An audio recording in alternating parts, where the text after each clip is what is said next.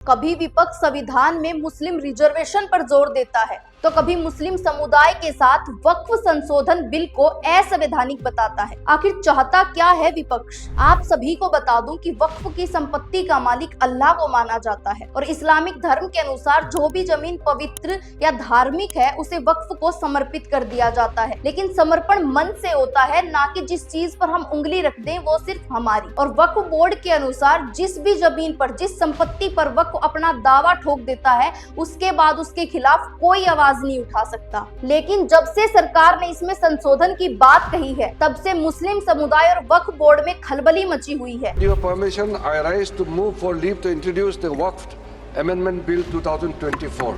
साथ ही विपक्ष इसे असंवैधानिक बताता है। ये गैर संवैधानिक है, आपत्तिजनक है।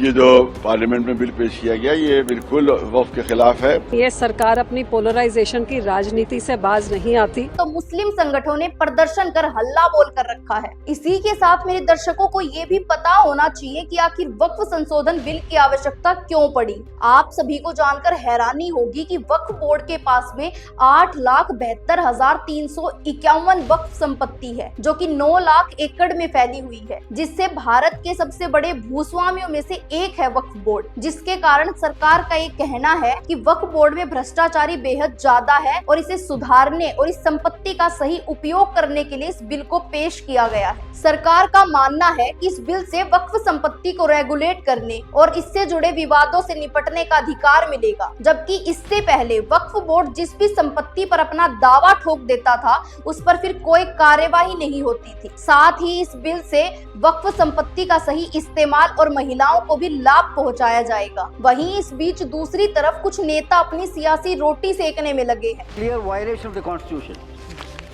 It is a violation of the fundamental right and its right. It is a grave attack on the basic structure of the constitution as it violates the principle of judicial independence, separation of powers. जिसके चलते देश भर में प्रदर्शन का ऐलान तो मुस्लिम मरने मारने तक को कह रहे हैं। आखिर ऐसा क्या है इस वक्फ संशोधन बिल में? जिस तरह से इस देश में बुलडोजर राज चल रहा है, इस बिल को भी बुलडोज कर देने की पूरी साजिश चल रही है।